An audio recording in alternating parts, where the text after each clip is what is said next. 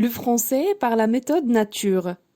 Rédigé par l'auteur Arthur M. Johnson.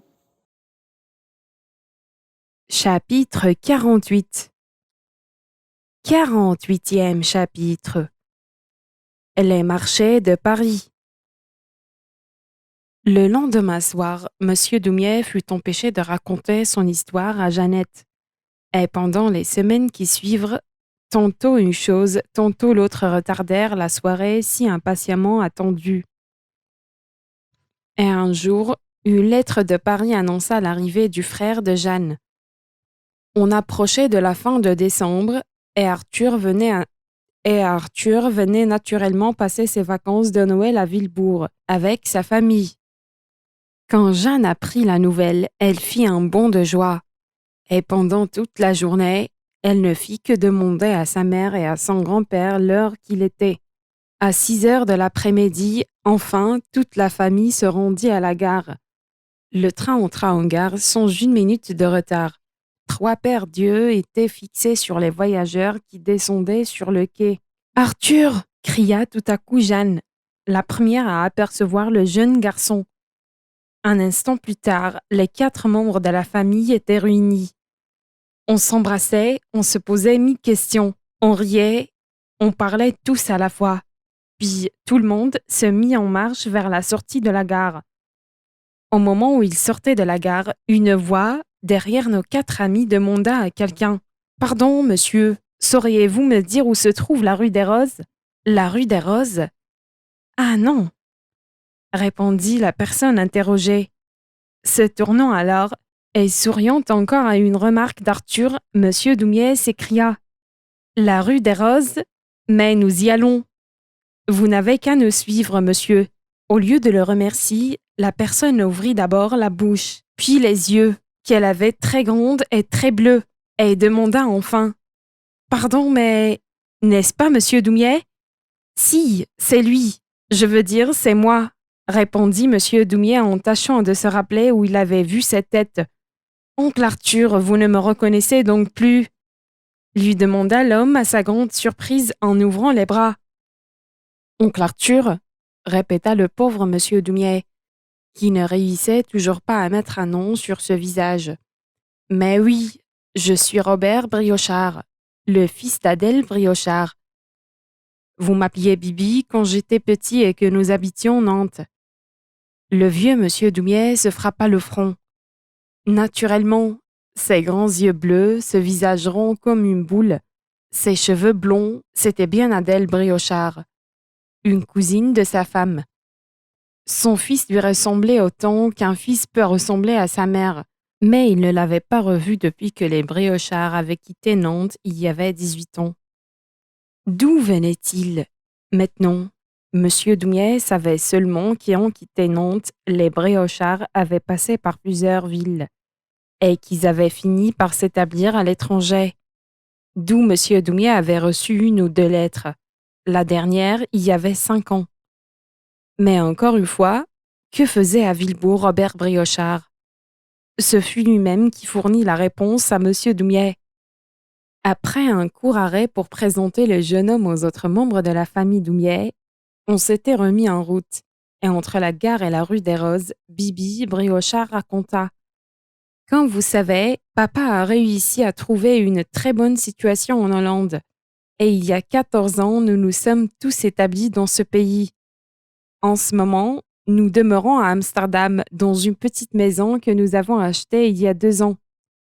Mais maintenant, papa veut que je fasse mes études à Paris. Alors, comme nous ne connaissons personne à Paris, je me suis permis de venir à Villebourg, pour vous demander de m'aider un peu, si vous en avez le temps, bien entendu. Mais avec plaisir, répondit monsieur Doumiet, toujours prêt à rendre service. Je savais que vous ne diriez pas non, dit Robert Briochard, et il sourit de toute sa bonne boule de visage. Pendant ce temps, on était arrivé devant la maison des Doumiet, et monsieur Doumiet demanda « Vous restez chez nous, n'est-ce pas ?»« Vraiment, j'avais pensé aller à l'hôtel, mais… » répondit le jeune homme. « Donc, vous restez chez nous, interrompit monsieur Doumiet. Le jeune Briochard le remercia de tout cœur et suivit la famille dans la maison. Un quart d'heure plus tard, il était installé dans une des chambres du premier. On le laissa seul pour lui permettre de défaire sa valise et de se laver après le long voyage qu'il venait de faire. Et on descendit au salon. Arthur avait mille choses à raconter et les autres membres de la famille attendaient impatiemment d'entendre de sa bouche. Une lettre, c'est toujours autre chose. Comment il avait passé ces 3 mois à Paris? Le temps passa si vite que quand Amélie vint à 8 heures dire que le dîner était servi, tout le monde s'écria « Déjà ?» Puis, on appela le pauvre Robert qui était dans sa chambre depuis 7 heures moins le quart et on se mit à table. Après le dîner, quand on fut installé devant un bon feu, Monsieur Doumier dit à Jeanne « Je vous dois toujours une histoire, je crois. Eh bien, si, au lieu de vous parler de l'histoire de France, je vous racontais à vous et à Robert quelque chose sur Paris. »« Oh oui, dit Jeanne. Arthur se demanda si son grand-père pouvait vraiment raconter sur Paris des choses que lui, Arthur, ne connaissait pas. Car après moins de 3 mois au lycée, il croyait vraiment savoir tout sur Paris. Mais son grand-père, devinant ses pensées, se dépêcha de remarquer que naturellement Arthur savait tout ce qu'il allait dire, mais que rien ne les empêchait de raconter chacun à son tour. Arthur rougit de la remarque de M. Doumier et l'assura qu'il serait très content d'écouter ce qu'il allait raconter son grand-papa. Et M. Doumier commença. « Loin de moi l'idée, cher Robert, je vous raconte tout ce qu'il y a à dire sur Paris. Cela demanderait non pas une soirée, mais 100, 200, 1000 soirées, car Paris est un monde. Alors, puisqu'il m'est impossible de tout vous dire sur Paris, je vais essayer de vous donner une idée de la vie de tous les jours à Paris. Je vais, si vous voulez bien m'aider un peu en oubliant que nous sommes dans une maison à Villebourg, à 300 km de Paris, vous mener dans les endroits où les Parisiens travaillent, où ils s'amusent, où ils mangent, où ils se reposent. Je vais vous mener d'un bout à l'autre de Paris. Nous franchirons les kilomètres en un bond. Et peut-être si vous restez avec nous quelques soirées, vous semblera-t-il connaître un peu Paris, comme si vous aviez passé des jours à en parcourir les rues à pas longs, les yeux et les oreilles ouverts à chaque petit détail. » Monsieur Doumier s'arrêta un court instant, comme pour laisser le temps à Robert de faire quelques remarques. Puis, ayant allumé un bon cigare, il reprit. « Puisqu'il faut bien commencer quelque part, nous commencerons, si vous voulez, à 2 heures du matin, sur les grands boulevards. Je ne sais pas si vous savez que les Parisiens appellent grand boulevard. Le boulevard de la Madeleine, le boulevard des Capucines et le boulevard des Italiens. Tenez, voici un plan de Paris. Et voici les grands boulevards. » Et M. Doumier ouvrit devant Robert un grand plan de la capitale, lui montra les boulevards dont il parlait, puis continua. « Nous sommes donc sur les grands boulevards et il est 2 heures du matin. J'aurais pu commencer à n'importe quelle heure du jour, mais le moment que j'ai choisi a cela de particulier qu'il représente en même temps une fin et un commencement. Une fin parce que c'est vers 7 heures que l'on finit de s'amuser à Paris. Un commencement parce que c'est vers 7 heures également que l'on y commence à travailler. Il est donc 2 heures du matin. Sur les grands boulevards silencieux, seules quelques rares personnes troublent la paix de Paris endormie. Nous sommes en hiver et les touristes sont encore peu nombreux. Et puis, les touristes ne se promènent pas dans les rues à cette heure-ci. Pour un touriste, à 2 heures du matin, à Paris, il n'y a que 2 choses à faire. Dormir ou s'amuser. Les uns donc, dans leur lit, font de beaux rêves. Les autres se sont installés devant une bouteille de champagne, dans un cabaret de la rive gauche, et écoutent peut-être un des chanteurs les plus connus en ce moment, Yves Montand.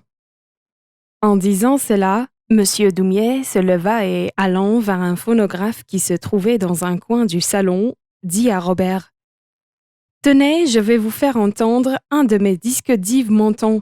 C'est une chanson qui, justement, s'appelle Les Grands Boulevards. Écoutez !»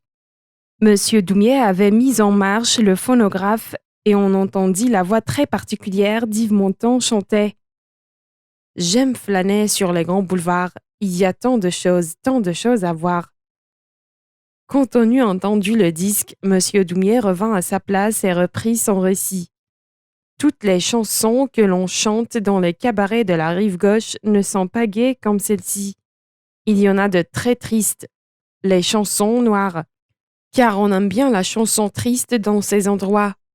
Mais laissons les cabarets où la journée se termine, car pour d'autres, pas des touristes ceux-là, mais des Parisiens de Paris. 2 heures du matin, c'est le commencement du jour nouveau. C'est déjà demain. Cela est particulièrement vrai des Halles de Paris. Les voilà sur notre plan.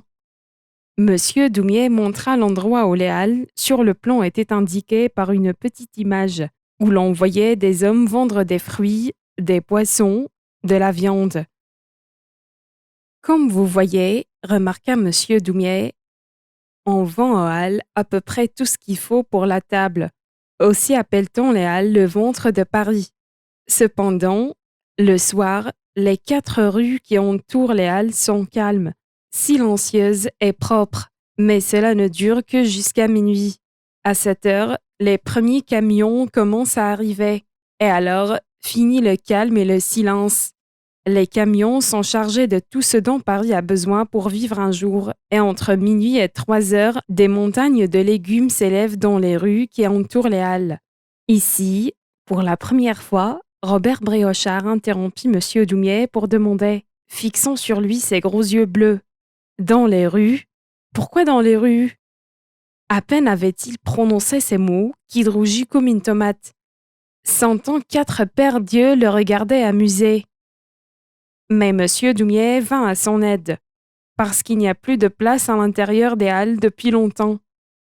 Voyez-vous, les Halles sont des constructions en fer qui, au début du siècle, étaient suffisamment grandes, mais qui aujourd'hui sont beaucoup trop petites pour les 4 millions de Parisiens.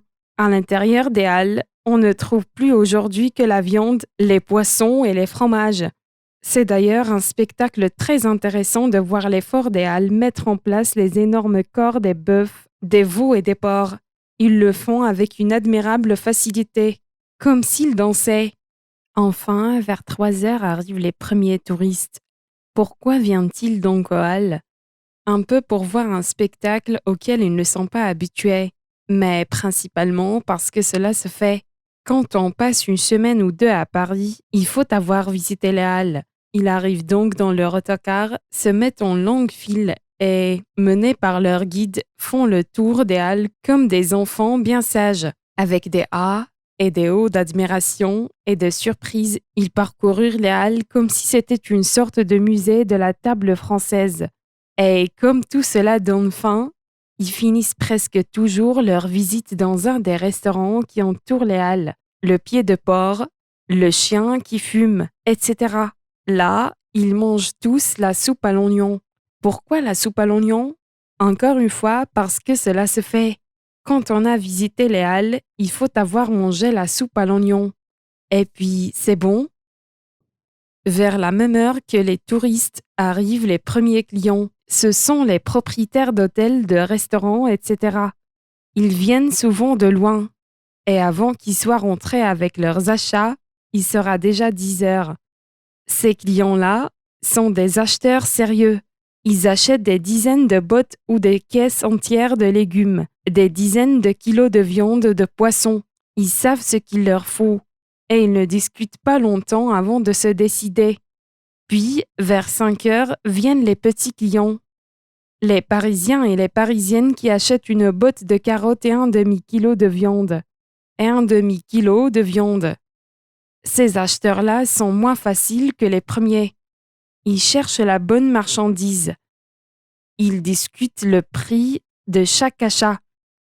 Pendant que, de tous côtés, les marchands appellent, et Monsieur Doumier, se levant de son fauteuil, se mit, au grand amusement des enfants et des 3 autres personnes également, à jouer une scène entre les marchands des Halles et leurs clients. « J'ai de belles carottes, madame, et pas chères. »« Combien la botte? »« 50 francs, madame. »« Et si j'en achète 3? »« Puisque c'est vous, ce sera 135 francs. »« Donnez-moi 3. »« Voilà, madame, et merci. » Achetez mes endives. Vous n'en trouverez pas de plus belles, mesdames. Combien les endives? 200 francs le kilo. 200 francs? C'est cher. Cher? Pour la reine des endives? Si vous en voulez de meilleur marché, j'en ai à 100 francs le kilo. Mais c'est de l'endive ordinaire. Alors, ça ne fait rien. Donnez-moi 1 kilo, s'il vous plaît. Avec plaisir, madame, et merci. Ah, les belles poires. De vraies duchesses. Goûtez mes poires, mesdames. Ça ne coûte rien de goûter. Approchez, mesdames. Approchez. Et Monsieur Doumier, au grand amusement de toute la compagnie, se mit à appeler Marianne comme s'il était vraiment un marchand des Halles et elle, une cliente. Puis, en riant, il se rassit à sa place et continua. Cela dure ainsi jusqu'à 8 heures. À 8 heures, les derniers clients, ceux qui viennent à la dernière minute, achetaient bon marché ce qui reste dans les caisses ou au pied des montagnes de légumes sont partis eux aussi, et les halles ferment. Paris n'aura pas faim ce jour-là, sauf ceux pour qui même ce qui est bon marché est encore plus cher.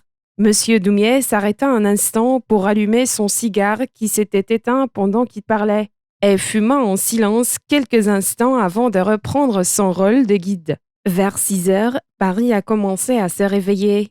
Les premiers autobus ont quitté leur garage à 5h30. Et sous terre, le métro a également recommencé à rouler. Et peu à peu, la population de Paris se remet au travail. Les boulangers ont commencé les premiers, et voilà les facteurs qui s'en vont de tous côtés, portant aux Parisiens leurs lettres. Il y a parmi les facteurs pas mal de femmes à Paris. Comme leurs camarades masculins, elles parcoururent tous les matins des kilomètres de rues, dont beaucoup montent et descendent, car Paris est construit en partie sur des collines. C'est dur parfois, mais il faut vivre, alors, n'est-ce pas? On prend la situation que l'on trouve. Quand on n'a pas fait d'études, et même avec des études d'ailleurs, il n'est pas permis d'être difficile. Vers 6 heures également en hiver, un peu plus tôt en été, des personnages tout à fait différents saluent sans sourire le jour nouveau. Ce sont les clochards, ceux qui n'ont ni famille, ni maison, ni même un lit pour dormir. Elle est dure la vie du clochard. On dort et on vit sous les ponts, sur les bancs, dans les jardins publics. L'été, ça peut encore aller. On se couvre d'un reste de par-dessus. On trouve un petit coin tranquille. Et il arrive que l'on dort pas si mal que ça. Mais en hiver, c'est différent. Le vent est glacé. On rêve de couverture et d'un lit et on a froid. Quand il meurt trop de clochards, les autres, ceux qui ont une chambre chaude et de quoi manger, tâchent de rendre moins dure pendant quelques semaines l'existence des cloches, comme les appellent les Parisiens. Mais malgré tout, il restera toujours des clochards à Paris. Il y en aura aussi longtemps que Paris aura des ponts. Et il y en a à qui sont trop habitués à cette existence pour redevenir comme les autres. Mais laissons ces pauvres êtres et revenons aux autres Parisiens. À 8 heures, ou un peu plus tôt peut-être, les premiers clients arrivent au marché aux puces. Il y a plusieurs marchés aux puces à Paris, les uns tout petits, les autres plus grands, où viennent surtout les touristes. On vend pas mal de choses aux puces. À vrai dire, on y vend presque de tout. Venez, mes amis, je vous emmène faire une petite visite à celui de la porte de Clignancourt. Sur votre plan, il est là. Le marché aux puces de la porte de Clignancourt est le plus grand de Paris. Le mieux organisé et le plus cher, bien entendu. Ici, dans 4 ou 5 rues, dans de petites boutiques presque toutes en bois, se trouve le paradis des chercheurs. Ici, il y a de tout. Des objets dont la vraie place serait dans un musée, et de vieux objets qui ont passé de main en main et qui sont plus ou moins cassés. Il y a de tout, et il y a aussi de toutes sortes de gens. Les clients ne sont pas moins amusants que les vendeurs. Un petit exemple de conversation. Voilà. Et Monsieur Doumier, de nouveau se levant de son fauteuil, se mit à jouer des scènes entre clients et vendeurs. Oh, regarde, Albert, cette jolie petite table en bois de rose. Elle ressemble tout à fait à celle qu'a ma tante Sophie dans son salon. Combien coûte-t-elle, la petite table, monsieur? 100 000 francs, madame. Elle est unique. Vous n'en trouverez pas de plus belle dans les musées. 100 000 francs? Mais c'est un prix fou. Pour cette table-ci, mais c'est une table du XVIe siècle, madame. Elle a été faite pour le salon d'une reine. Mais je vois que madame est un connaisseur. Je vous la donne pour 80 000. Merci, monsieur, mais c'est encore trop cher. Non, je préfère quelque chose de plus simple, de moins vrai 16e siècle. Vous en voulez combien de ce tabouret, madame? 1000 francs. Et c'est bon marché, vous savez? Peut-être, mais il faut que j'en parle à ma femme. Je reviendrai demain si elle le veut. Demandez à votre femme pour un tabouret de 1000 francs. Non, mais vous n'allez quand même pas réunir toute la famille pour acheter un tabouret. Écoutez, je vous le donne pour 800 francs. 700. 600. Je vous le donne pour rien. Vous êtes très humble, madame, mais je vous répète que je préfère en parler à ma femme. Au revoir et merci. Merci de quoi? Non, mais regardez-le. Ça s'appelle un homme. N'est-ce pas malheureux? Bonjour, monsieur. Il coûte combien, le rasoir? Ce rasoir-là, 4000 francs. Ce n'est pas trop cher, mais est-ce qu'il marche au moins? Qu'est-ce que ça peut vous faire, qu'il marche ou non, puisque c'est bon marché? On ne le demande pas si ce n'est pas cher. Ah, mais que voulez-vous que j'en fasse d'un rasoir avec lequel je ne peux pas me raser? La pendule du salon, cette pendule que Jeanne aurait voulu casser en 1000 morceaux, des soirs comme celui-là, arrêta M. Doumier. Il était 11 heures. Tout en riant encore du spectacle qu'il venait de donner, il dit à Robert Briochard qui le regardait avec admiration. « Je regrette, mais il faut nous arrêter. Il est tard et je crois d'ailleurs que vous-même, vous êtes fatigué. Mais demain soir, si vous voulez, nous continuerons notre tour de Paris. » « Oh, merci, oncle Arthur. » C'est tout ce que put dire le pauvre garçon, qui était de nouveau devenu tout rouge. On appela donc Amélie pour lui dire de servir le petit déjeuner à 9 heures au lieu de 8 heures. Puis tout le monde se coucha. Robert, comme l'avait dit M. Doumier, avait besoin de se reposer. Mais il ne serait pas juste de dire qu'il dormit bien cette nuit-là. Cette soirée avec M. Doumier avait été pour le jeune homme comme un long voyage. Il rêva qu'il était lui-même un touriste et que Marianne et son beau-père lui montraient les halles, les grands boulevards, les marchés aux puces. Il se réveilla vers 3 heures et, ne pouvant se rendormir, il décida de finir le livre qu'il avait commencé à lire en voyage. Il était 5 heures quand il ait tourné la dernière page. Il éteignit la lampe et s'endormit au bout d'un moment. Et cette fois-ci, il dormit sans rêver.